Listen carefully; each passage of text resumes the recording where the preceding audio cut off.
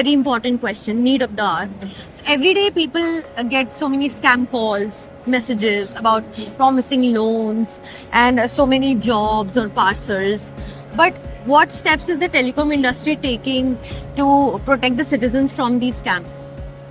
See, for this, एकदम मैं अगर आपको आप ही के क्वेश्चन का उत्तर दूंगा तो सही नहीं होगा. So I'll give you a bigger answer. Right. Why do scams happen? If a scam call comes to you, you are not sure it is a scam or it is not scam. Why will you attend it? Because I will think that might be it's an important call. That what else? Because of greed. Greed हो or सक- might be some opportunity coming up. That is greed Yeah, only, ना. yeah. मैं भी मेरे को कुछ मिल जाएगा. तीसरी चीज है जैसे डिजिटल अरेस्ट होता है. क्यों आप अरेस्ट के लिए मान जाते हैं? आपको मालूम है कि हो सकता है गलत हो. आप क्यों मान जाते हैं? आप कुछ छुपो रहे हैं. आप सोच रहे हैं कि इसने पकड़ लिया है. तो fear. And last one is where people don't have knowledge कि ऐसी चीजें भी हो सकती हाँ, हैं. ये 4 चीजें हैं ना. अब इन चारों को हमें टैकल करें. तो टेलीकॉम ऑपरेटर टेक्निकली उसको कर सकते हैं. टेक्निकली हम कर रहे हैं. एआई को यूज करके हम प्री वार्निंग दे रहे हैं. फिर आपकी चॉइस है आप अटेंड करें या ना करें. उसके अलावा हम जहाँ हमको बिल्कुल श्योर है कि ये है ही है फ्रॉड, तो उसको ब्लॉक कर दें. हम आपके पास पहुँचना ही नहीं देते. चाहे ये तो मैंने खुद भी एक्सपीरियंस किया है sir. I am an Airtel user and they have a They've very done a good, fantastic thing. yeah, they've done a fantastic job. It gives me a red badge. So दूर से भी मैं पता लगा पाती हूँ कि it's a spam call. लेकिन फिर भी जो 4 फैक्टर हमने डिस्कस किए, we have not overcome that. Correct.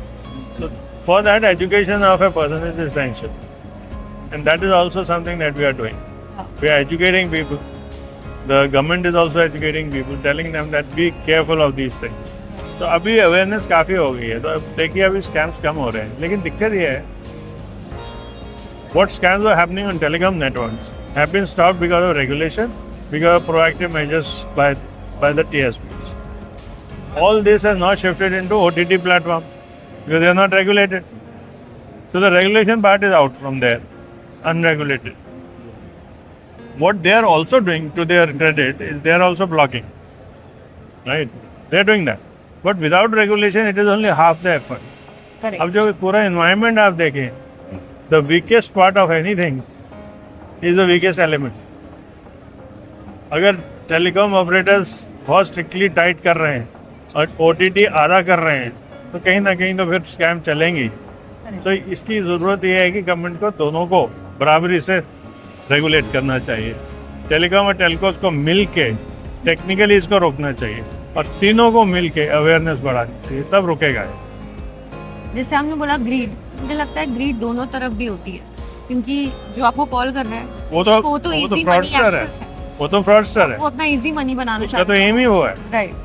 लेकिन आप एज ए सब्सक्राइबर, अगर आपको ये लालच नहीं आता कि मेरे को शाम को बुलाया कि रिजॉर्ट में आपको फ्री कमरा दे देंगे, आप कहते हैं कि ये हो ही नहीं सकता कि कोई कुछ फ्री दे रहा है, तो आप नहीं अटेंड करेंगे. Nothing comes. लेकिन हाँ, अगर आपके दिमाग में ग्रीड आ गया, हाँ हो सकता है यार मेरे को मिल जाए, तो वो दैट इज ग्रीड.